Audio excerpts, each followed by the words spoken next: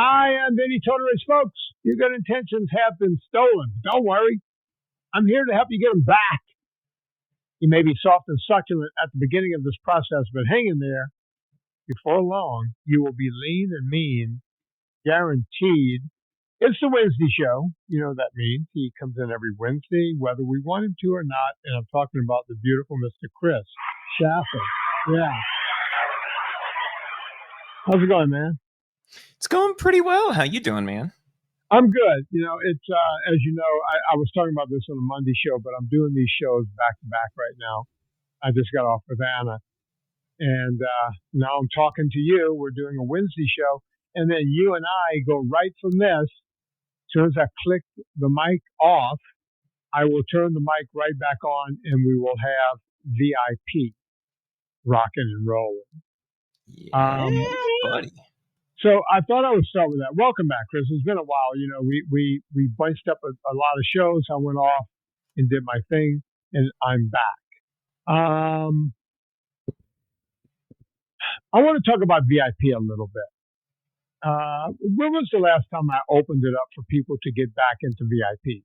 Do you have any idea? I should have asked you this off, Mike, but I literally just got off of that and plunked it down with you, and here we are. By the way, I want to say it was the beginning of the year, the end of last year, the beginning of this year. So it's been 6 months. 6-7 months, something like that. Okay. Yeah. For anyone new or anyone who didn't sign up for VIP before, here's what here was the thought pattern. I have almost from the beginning of this podcast, people started saying, "Man, I would pay you $1,000 if I could just talk to you for 1 hour and get your, pick your brain." And I thought that was crazy, but I came up with a price. The original price was, I want to say it was like $75 for a half an hour, and then $150 for the entire hour. And people can set up a phone call and do that. And then my accountant explained to me, because of I don't know how taxes work, but I have other businesses and the whole thing. It's like, you're almost losing money on this thing you're doing here. You need to stop doing it. And so it's kind of a break-even thing for me. I'm sure I'll make a couple of bucks, but I moved it to $100 or something like that. Do you know what it is, Chris? It's like $100 for an hour, for a half an hour, and maybe $200 for the hour or something like that. I don't. Yeah, there's a little bit of a discount on the hour side, I think. But okay, yeah. So I can tell you. Give me a minute, and I can. Yeah, we did the math to where I wasn't breaking even, and it made everyone happy. But because of my tax bracket and everything, me doing these phone calls, my accountant still scratches his head over it. But what I figured out at some point was that even though it's not a real money maker for me, some people can't afford that. I mean, it's a lot of money. $100 for an hour, half an hour, $200 for an hour. But what I figured out is the phone calls work like a charm, right? Some people, they do one phone call and they got it and they go and they figure it out. Some people will, do the one phone call for an hour and then about once a month they'll check in for 30 minutes and that keeps them going. I have one woman that was paying me once a week, $200 once a week. And after about 8 weeks, I said to her, you've been doing this for 8 weeks and we don't even stay on the phone for the entire hour. She goes, "Oh, you've been saving me money." And I said, "Well, how do you do that math?" Because 8 times, she had paid me at that point like $1,600. She goes, I started feeling better. I started losing weight even before I started doing the consults. And just knowing that I have to talk to you every Friday, it keeps me honest. And she goes, I was able to drop my trainer and my shrink. So I'm saving money. And by the way, she went on like that. I convinced her to start paying me for the half an hour thing. And we went on like that for about a year. Woman lost over 100 pounds. And that's what got me thinking, what if we could figure out a way for everyone. People, they got families, they got husbands, wives, kids in school, what have you. People just don't have that disposable income to hand an idiot like me $200. What if we could come up with something? And Chris and I worked on it for a long time. And what we came up with was the VIP group. And the way it works is when you join the VIP group, I have a live, not someone else, it's me, live twice a month. We're doing it tonight on the 17th. I wasn't here on the 15th, so we couldn't do it. But twice a month, I get on, and anyone who might have questions, they're doing good, they want to tell me they're doing good, they're doing bad, we're going to figure out why they're doing bad. We talk to everyone, and a lot of people just listen in because a lot of people have the same problems. But anyone is welcome to come on and ask me anything they want to ask. And then other people write comments on the side, and Chris will pull out the most common comments and ask me those questions. Chris, how many VIPs have we done since we started doing VIP? Tonight is 39, I believe. Wow. We've done almost 40 of these. And I look forward to it every single time. It's a great thing. And we also offer, if you're in the VIP group, you get the NSNG booklet. What do we call that? NSNG what, Chris? I know Debbie likes PDF. Yeah, I call it the PDF. Debbie gets mad. She likes calling it the ebook. You get that for free with your, being in VIP. And also, I'm getting ready. Chris, are we still on for some time in August to get the workouts out there? I know we've been busy with everything else. I believe so. Yeah. We're going to have these workouts that people can buy. But if you're in the VIP group, there's going to be originally 3 workouts, a 2-day routine, a 4-day routine, and a 6-day routine. And those will all be free if you have a VIP subscription. So you don't have to pay for them separately. And don't worry, I will open up, when I start selling those, I will open up VIP. And, so if you want to come in on VIP and get, just pay the $25 a month to get access to all 3 programs, you will be able to do that so you don't have to buy them separately. So we're going to do that. And we're always adding something to VIP, right, Chris? Like some kind of added value. In fact, and we probably don't want to talk about it yet because we haven't made it official, but you and I were having a conversation the other day about something that could be pretty cool for the new VIP people. Yeah. So I'm looking forward to that. If we make that a reality, that'll be a lot of fun. For people. Chris, I can't remember. Text me what you're talking about so I can, because we talk about so many great ideas. Because my whole thing here is, I'm going to just come clean with the audience. I make my living on vitamins and coffee. Bottom line, everything else I do here is just me trying to help people because a lot of new people don't know this. But when I was dying, I thought I was going to die back in 2007. And, that's the first time I had. Oh, yeah. That was the meeting we had yesterday. And that will just be for the new people. When you said new people, that threw me, Chris. Anyone in VIP is going to be able to get that if we do it, right? Yep. Yeah. So here's what happened, folks. If you want to know the backstory. Back in 2007, the first time I had leukemia, it wasn't looking good. And I told myself I was going to live. And I did everything I could to beat cancer. But here's the thing. I started thinking about what might happen. I could die. And at the time, I wasn't in love. So I wasn't really leaving anyone behind.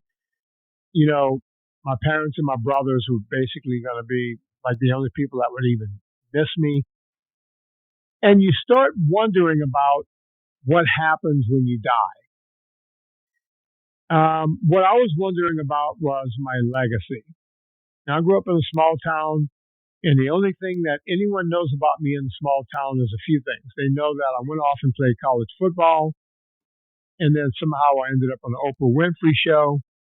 And then I went out to Hollywood, and I was, some people was like, doesn't he just massage rich people, or what is he, something with celebrities, or like a yoga teacher?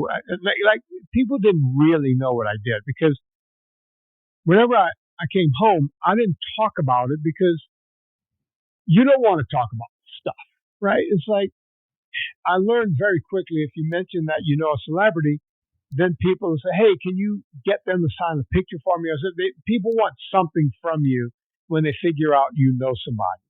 So no one really knew what I did in Hollywood back home, except my very close family. And I started thinking about that. It's like, I'm going to die, and everyone's going to go, hey, what happened with Vinnie? Oh, he died of leukemia. Yeah, what was he doing? I don't know, massaging hot chicks in California. I don't know. He's doing something like that. Don't really know. And that didn't sit well with me. So while I was sitting there with the constant drip, drip, drip of chemo going into my port, I was like, you know what? If I live, I got to do something else. I got to somehow make a mark on the world. And because of a lot of things that happened, and by the way, I couldn't see it clearly. And that's the important part of the story.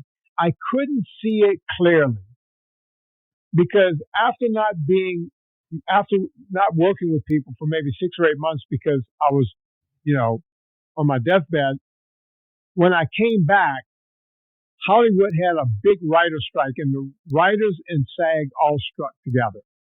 And so when Hollywood is not making movies, I wasn't making money, right? Because I was one of those, as they called you in Hollywood, collateral damage.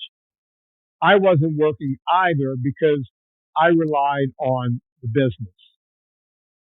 So I went from not making money, living on my savings, to continuing to live on my savings. And I started bringing in other clients, what we call in Hollywood lay people, the people who are not in the industry. I started going after people who did not have anything to do with Hollywood as clients. Well, as fate would have it, towards the end of 2008, going into 2009, we had the big crash. So I went from bad luck to bad luck to bad luck. And all I could do was laugh about it as I was going through my entire savings.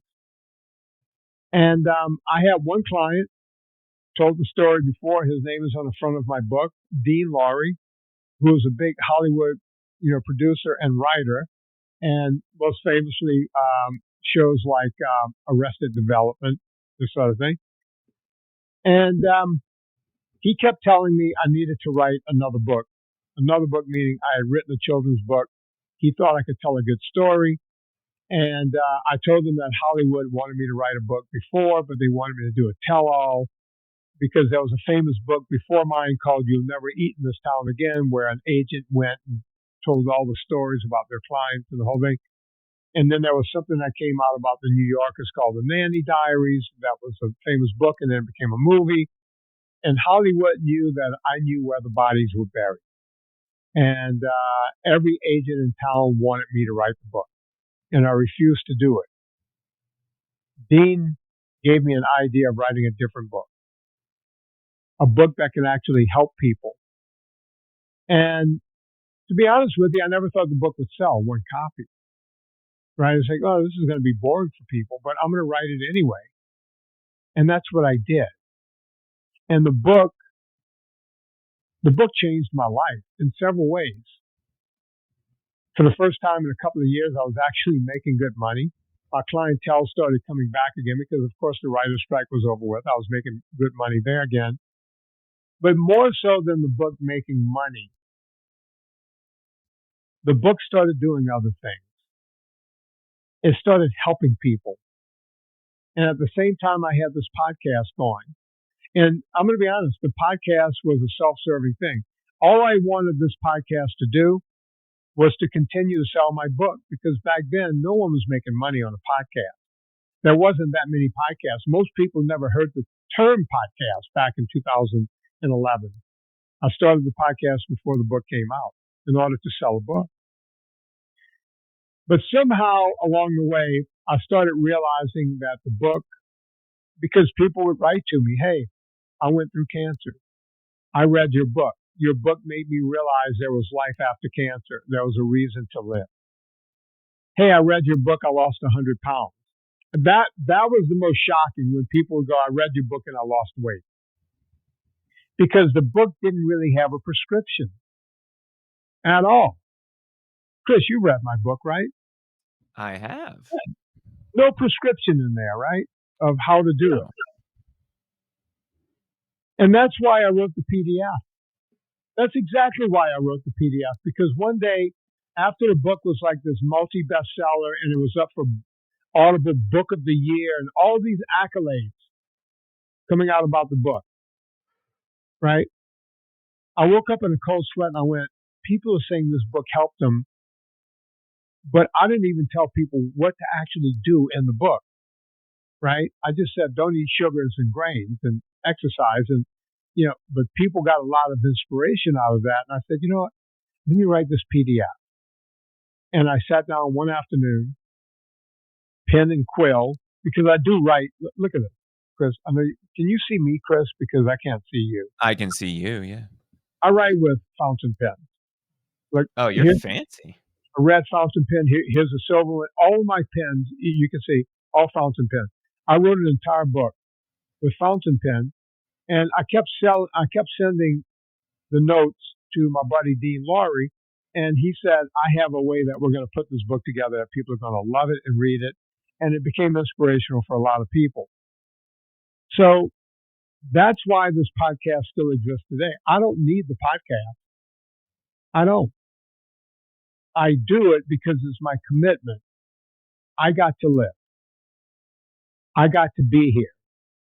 And since I'm here, I might as well do something to help other people. And I basically do this podcast free of charge. I don't make a dime from it. Chris will tell you, Chris, you know a bit about my finances. I lose money on this podcast every month. Yes or no? If not a loss, it's pretty darn close. I mean, by the time I pay Debbie, Leona, Anna, you, hosting, hosting, you name it. At the end of the day, the money that comes in, because I refuse to have big ads and all that. I have Villa Capelli, they've been around forever. All of it goes out. All of it, right? When people come to me and go, what kind of money you make on your podcast? You don't do that many ads. It's like, I think I'll lose some money. It's not the business I'm in. It's what I do to give back. And I will keep doing it. And if the medium changes at some point, we got to go do something else. That's what we'll do. I don't know how I got on this tirade, but that's where we are. Chris, how did I get on this tirade? I don't know. We started talking a little bit about VIP, and then we started talking about some of your backstory and the root of the podcast. Yeah. Well, that's why I do VIP, because it's just another way for me to connect to people. And the reason we can't make it free is because, I got, I got Chris working in the background, people work in the background of all of this stuff. And it all kind of becomes a wash, right? And as long as people buy my vitamins and my coffee, I'm happy. Now, you'll go, wait, Ben, you have vitamins, coffee, and you have UltraFat, right? You have foods. Chris, I told people on Monday what we're doing with that, but I want to repeat it here. Go for it. NSNG Foods was never run correctly from the beginning. And when I took over my company and I saw the debacle on the back end, I did everything I could to fix it. Now, we're not closing the company. We're just not going to sell product for a while because we're trying to figure out a way to restructure. Because once we got the vitamins back on track, if you notice, your vitamins show up as if Amazon's delivering them. By the way, you can buy them on Amazon, but if we send them to you, you order them, they show up. Right, Chris? Chris, how many tickets do we get a week on? A ticket means something screwed up on the vitamins. 2 or 3 a day, but a lot of that is, can I change my order? Can I add a credit card? Can you help me with it? It's probably 1 or 2 a day of, hey, either my order didn't ship because there was a payment issue, or uh, it shipped yesterday or 3 days ago. I got part of it. Is the rest of it coming? And the answer is yes. Right. So like if our California warehouse ran out of B12, it got shipped to them in a separate shipment. And about 3/4 of the time, by the time they've called us, that second shipment for them has already showed up. So So is little tiny problems in something where we ship out tens of thousands of products per day. We get less than 2 tickets a day on that kind of thing. Would you say? yeah, 2 to 3. That's pretty amazing, right? Businesses, that's way in the plus. Coffee. How many tickets we get a day on coffee, Chris? Maybe 1 a week. Maybe 1 a week. Now, we don't ship out tens of thousands per day, but we ship out thousands, right? Yeah. We ship out a lot of coffee, just not nearly as much as we do on the vitamin side. Yeah. Your vitamin business is much bigger. On foods, something was going on with USPS, and even though we ship out a ton of that every day, when people aren't getting their stuff and it's not showing up a week or two later, we start hearing about it in social media, and that was making me look bad. It makes all the companies look bad. It's like, oh, Vinnie still didn't have his shit together. No, I got my shit together. For whatever reason, USPS couldn't get their shit together. So I went, you know what? Instead of having any kind of bad press around myself, I'm just going to shut it down until we can figure it out. Chris, you got anything you want to add to that? No, I mean, that's the long and short of it. We double, triple ship stuff people sometimes, and it just never showed up or would go to USPS and just disappear. So until we can figure out a better way to do that and not lose our shirts doing it along the way, because you and I talked about a bunch of different options for stuff, and we don't want to charge people $20 for shipping on a $24 product. Look, we'll plug on it for now, and we're still actively working on it in the background. It's not going anywhere, but we also didn't want to be taking people's money and dealing with those problems along the way, because I'd rather put that 10 or 15 hours a week of my time towards solving the problem rather than putting out fires. Does that make sense? Yeah. Yeah. So we're look, hopefully we'll be back sooner than later. But we, and it gave us a chance to close the kitchen in LA, because LA has just become a horrible place. I mean, now we're completely out of LA. Chris was in LA for 2 days during his vacation. By the way, Chris, did you have that coffee grinder shipped to my house? I didn't, and we'll have a conversation about that. Wait a minute. So supposedly they talked to Serena about it, but we'll have a conversation about that off the air. How many times did I say I wanted that coffee grinder? How many? So you wanted a coffee grinder that no longer functioned. Oh, it didn't work anymore? Yeah, it stopped the last day that they were making coffee flavor. And they went out, they got 2 new fuses for it. They plugged it into every outlet in the kitchen, and it did not work. Oh boy. I was like, well, I can still send it to Vinnie, but no, Vinnie doesn't need to throw the junk away when he gets here, and who wants to pay for that? If I'm already putting stuff in a dumpster, it seemed easier for me to just put it in the dumpster. But there came another hassle. LA, we moved all of the companies out of LA as soon as I fired the guy who was causing the problem. And then go on. Vinnie, do you want to hear how much of a dumpster fire LA is right now? Well, look, I remember it like a few weeks ago. There were riots downtown, and as you know, the workers were going, "Hey, we can't get to work," and I'm like, "Why not?" It's like, and by the way, this is not political. The people who work for us are Mexicans. They're like, there's a bunch of white women in the street burning cars. That was the word from them. And it was like, how ironic. They're burning cars to help you, and you can't get to work because they're burning cars and throwing rocks. Interesting. So I don't know if I told you this. I know I had this conversation with Miss Serena.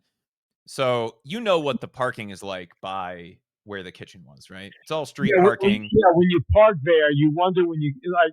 I'm always surprised when I would come out of that building and my car was still there. Yeah. So I'm there for 2 days and got into the airport, got the rental car, drove directly to the kitchen. Parked next to the apartment building. So the front of the kitchen, there's that apartment building there. That's a fairly nice apartment building, especially given the neighborhood where the kitchen was. Yeah. And walked inside, met all the people at the facility, and said, "Hey, I can park there, right?" Because there's all kinds of signs about, every 9 feet where you can and can't park. He said, "Yeah, absolutely. That side of the street you can park on. It's not going to be a problem. It's right in front of our window. So if anything happens or like the police are coming and ticketing people, I'll see it and I'll let you know and you can move it." I'm like, Right. okay. And I said, "It's a rental car, so I'm sure somebody will hit it." Jokingly, right? Oh no. I walked out. We were there from, I think it was 9:30 till about 7:00 the first night that I was there. I walk out at 7:00. Black rental car, Vinnie. The entire front corner panel is white. Oh. Oh. No cars in front of me anymore. And I was like, one, probably should not have made the joke and put that out there in the universe. But two, really, it's a rental car. Of course that would happen, right? It doesn't work any other way. It's just the way And it of is. course, if you are someone who lives in a city or drives frequently in a city, Vinny, did you do this when you live in LA? When you pull into a parking spot, you kind of look at the car in front of you and you're like, "There's a bunch of dents in the back of that car. Maybe I don't want this spot." I looked. There was no issues with the car that was parked in front of me. So I was like, I should be good here. What I didn't think to do was look at the right-hand side of their car. Right. So they had pulled out. And I was just like, great, now I have to go figure out how to clean all this white paint off my car and hope that there's no giant dents or scratches or anything. Came back the next morning, same car, white minivan is parked in the same spot. So I, of course, parked as far away from them as possible. And then went and looked at the right-hand side of the car where they would have had to hit me to hit the driver's side and leave all kinds of white paint on it. Right. I'm not joking. There were 4 different colors of paint along the side of that car. And I was like, glad I'm not the only one. And also, now I'm going to have to walk around every car that I park behind just to see. It's clearly not the first time you've run into somebody if you've got purple, green, black, and blue on the side of your white car. Chris, I'll tell you how fastidious I am when it comes to parking. Like if I go, like one of the few places I go is the grocery store here, right? And I learned to do this in LA. Whenever I pull into a parking spot, no one else in the world does this except me. I look across, not the people next to me, so to speak, but across. And if I see something the size of a Suburban or a Yukon or any of these big trucks of any sort, right? I will pull out and go park somewhere else because they will back out and, because, they can't really see what they're doing and they don't really know how to maneuver a big car like that. And they will back into the car across the whole aisle from them. And that's common. They won't stop until they tap bumpers. And back in the old days when you actually had a big chrome bumper, that was one thing. But, all the cars now, you have plastic over the bumper, which means you're going to crack that and you have to go get that part replaced. Right? So I always look, and if I see big Suburban, this and the whole thing is like, nope, I'm just moving, or I'm not going to even park here. And I don't think anyone else thinks in those terms of what's around me. Right? But that's what you have to do. Well, and that was my thought process. And I guess there was a flaw in that. I said, oh, it's a minivan. They're going to be real careful backing out. Right. And it's not like I parked right up on his bumper. I was a good 3 feet from the back of that car, which in parallel parking terminology is a football field away, right? Like when I went back out, there was a car directly up against the back bumper of my car. Welcome to LA, Chris. And People use cars as bumper cars, man. yeah, They do. well, that's the other thing that I don't understand. I don't think LA has a traffic problem. I think LA has a speed problem. You get on the highway and everyone is going 35, even though there's not really that much traffic. Right. Because they get in the far left-hand lane and then realize they Yeah. have to exit, so they cross 9 lanes of traffic. Right? Listen, So everybody drives Chris, like it's an access road when you get I, on the 101. I don't want to spend the rest of this podcast talking about LA and LA traffic, but I just wanted people to know we're shutting down production. We're not shutting the company. We're not shutting down NSNG Foods. We're going to cease to make product until we can figure out a better way to get it to people, because I don't need the smell of the mess. I'm sorry. I work too hard to ruin my reputation. Chris, what else do you have there? So one last thing on that, Vinnie. Yeah. We took orders through July 1st. If you guys haven't gotten something at this point, let us know. Send me an email at chris@purevitaminclub.com. We do have hundreds of units of product that we still have that is freshly made that we just sent into our warehouses. So if you haven't gotten something that you've ordered, let us know. We will still be shipping all of that stuff out for people as we find the stuff that USPS either ate or lost or tossed out along the side of the road. Vinnie, you're famous for a few sayings at this point, right? Wow. Fuck quinoa is one of them. Yeah, that's one of them. I'm in the Urban Dictionary on that one. You have another one about exercise and weight loss. What's that one again? Exercise is a poor way to lose. Exercise is a poor way to lose weight. So, study dropped today, actually. Yeah. That proves you right. Who knew? Go figure. A guy that's done one thing his entire life. One thing. All I've ever done since I was 9 or maybe 8 years old is exercise and teach people. By the time I got a degree in exercise physiology and nutrition, taught people how to lose weight and figured out why people weren't losing weight. Wait, you're telling me I'm right about that? Yeah, and it also proves the colloquial gym bro phrase, abs are made in the kitchen, not in the gym. Absolutely. Correct. Yeah. So, giant study, 4,200 people across 34 countries. They took different cultural groups, people from different locations. So it's not just people in a city, but they tested some hunter-gatherers, farmers, city dwellers. They used a technique. Vinnie, have you ever heard of doubly labeled water? Doubly meaning double and then the word E, the letter E. Doubly, like water labeled twice. No, I've never heard of this. So there's a bunch of different ways to measure metabolism. You can do things like breath tests. You can just use standard metabolic rate calculations. DLW is kind of the gold standard for figuring out what your actual metabolic rates are and what's going on. So they put hydrogen and oxygen in water, and then they measure the output of that through breath and urine to figure out how fast you're processing things. Right. And that gives them a much clearer picture of your daily energy expenditure than any other process. Super involved. You have to do it in a clinical setting, obviously. But they did that for all 4,200 of these people. And what they were looking at was BMR, so your basal metabolic rate, physical activity energy expenditure, so how many calories are burned doing movement, and then your total daily energy expenditure.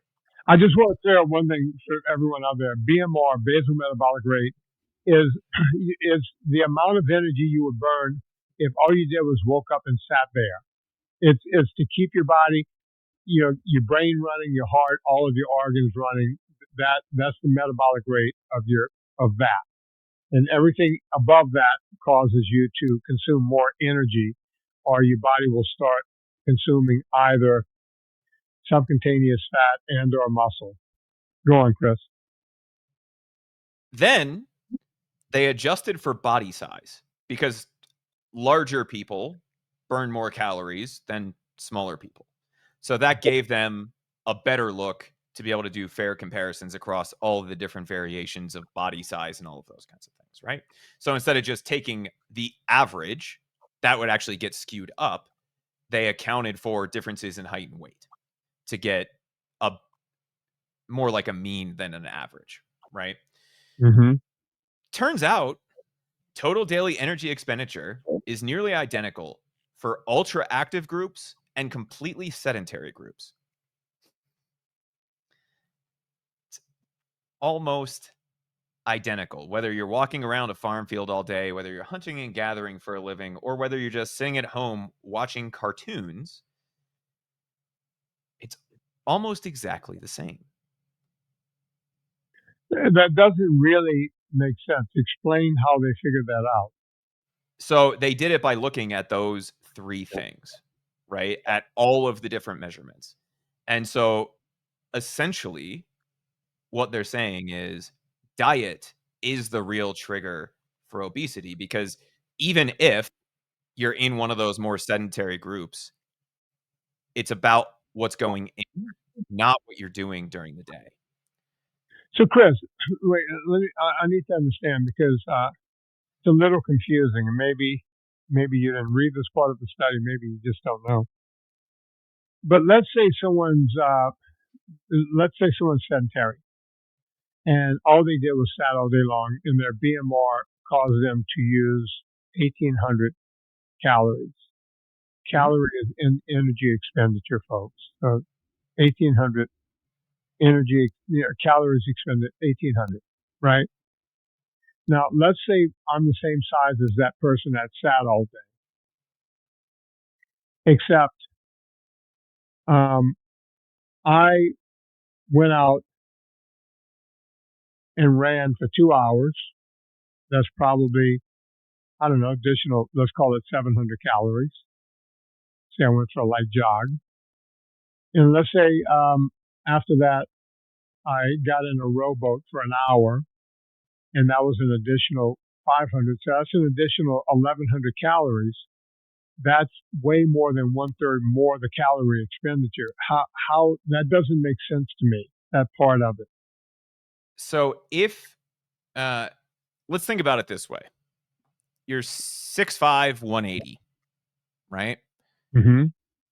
Whether you are active that day or not, when they look at it across the population, so not you as an individual, but that height and weight on average, those people are all burning almost exactly the same number of calories.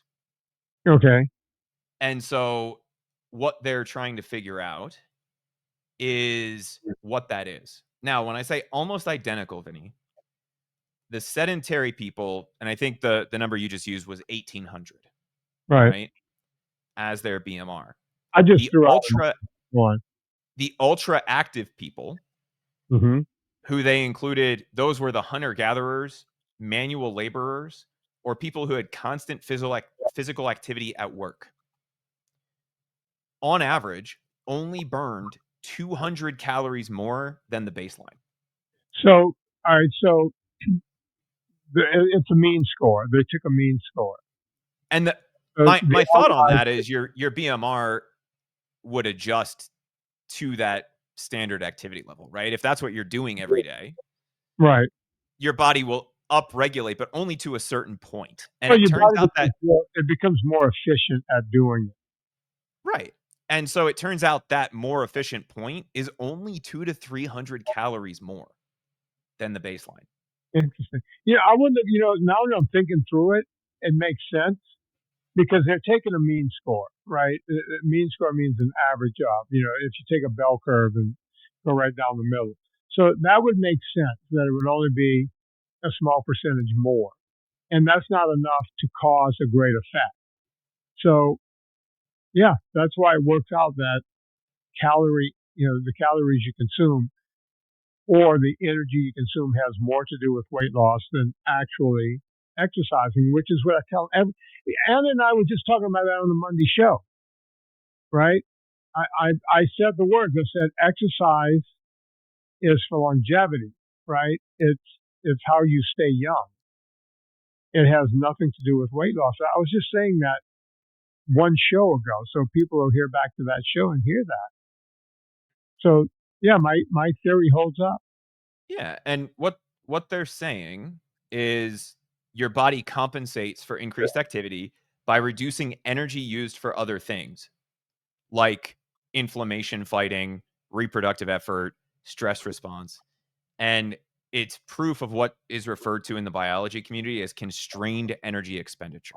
So basically, your body will adapt to that higher level by reducing energy consumption in other places just to keep you going on essentially the same number of calories. I mean, what is 200 calories? That's Meaning worth of food? yeah. I mean, you're talking 50 grams of carbs or 50 grams of protein, right? Because Yeah. they're Yeah, both that's roughly probably 4 about, grams, yeah, that's probably about right. Yeah. which is not that much. I mean, that's what, a Coca-Cola and a handful of almonds, right? Like, that's really not that many calories. And I think you and I talked a few weeks ago, Vinny, about fitness trackers and how fitness trackers are actually really inaccurate for the people who use them and depend on Oh, them the most. wildly inaccurate. Yeah. And I think this is further proof of that. You and I have talked to death about calories in, calories out not being a realistic measurement. Yes, calories matter, but it's not the only thing because your body is not a closed system, right? And so looking at a study like this, you have to put the right things in your body. Even if you're running ultra marathons, you're not going to get away with this stuff forever, right? You're only really burning a few hundred calories more by doing those things. Now, does that mean you shouldn't exercise? No, exercise, as I always say, exercise is the fountain of youth. And by the way, you asked me that question, but I was thinking of something else. One of the things when I do the consults is when people go through their day, they'll say, well, I'll have like some peanut butter every day or some almond butter every day, right? And I'll say how much, and they'll go, oh, just a couple of spoonsful, right? I'll just scoop it out of the thing. I don't put it on bread or anything. And what people don't realize is, if you're eating some nuts, right? That's one thing. When you turn nuts into baby food, meaning nut butter, right? Just having the peanut butter, I think a tablespoon of peanut butter, I could be wrong about this. It's close to 100 calories, right? And a lot of those calories are carbohydrate. So, hey, let me see if I can look it up. 1 teaspoon. 94 calories. Yeah, I said 100, so I was right there. Let me look up. Now, are Yeah. you talking real peanut butter or are you talking? No, I'm not talking Jif. I'm talking real peanut butter. And, there's 8 grams of fat, which is good. And there's carbohydrates, 3 grams. And there's 4 grams of protein. Right. So, one of the things bodybuilders used to say, if you think you're going to lose weight and start cutting up with peanut butter, good luck. And I agree with that, right? Because people go, oh, it's just one tablespoon, right? But who eats one tablespoon? Before you know it, you've eaten half a jar. And if you do that day in and day out, that will start adding weight to your waist. I'm sorry. There is a level that people go, well, I can eat all the fat I want. No, you can't do that either.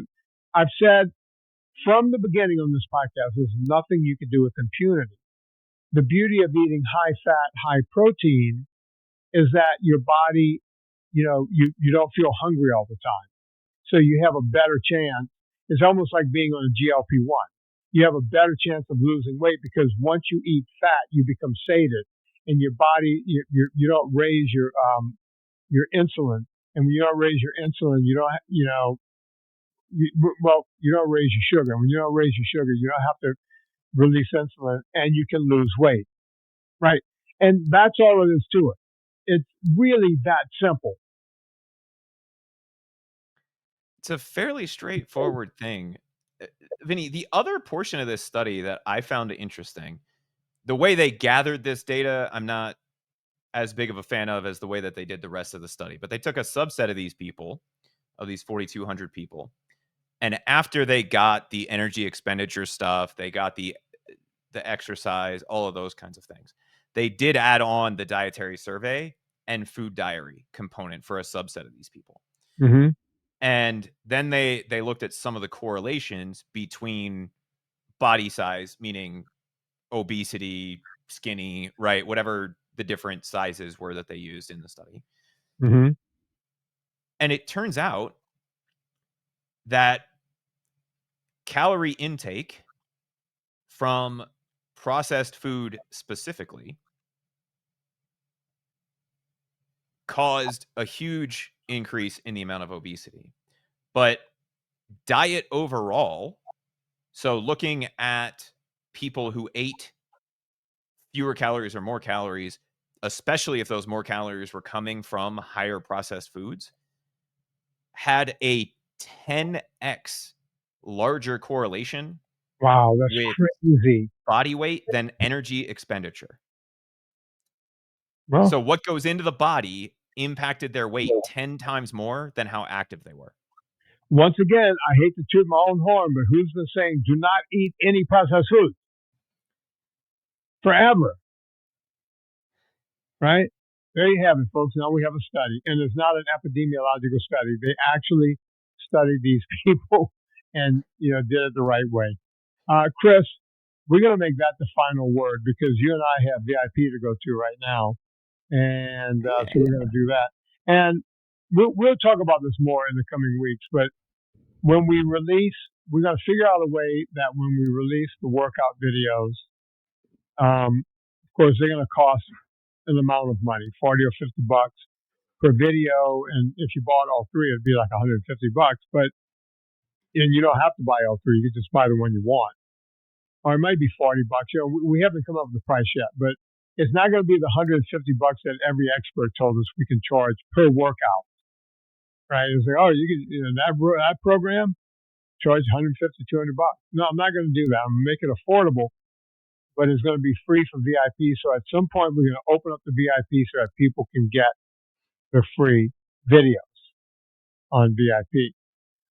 Chris, anything you want to add before I shut it down here? I would say if you want to jump into VIP, even though it's not open right now, VinnieTortorich.com/VIP. That'll get you on the wait list. I know there's almost 1,000 people, if not a little bit more than that, on that wait list right now. Yeah. So if you think it might be something that you're interested in, even before we open it up, jump on that list, and that way you're the first to know. Yeah. So there you have it. Rate and review this podcast. I know everyone says that, but please rate and review the podcast. That's how we keep it going around here. On behalf of Chris Shaffer, my name is Vinnie Tortorich. Put life into living and do it with enthusiasm.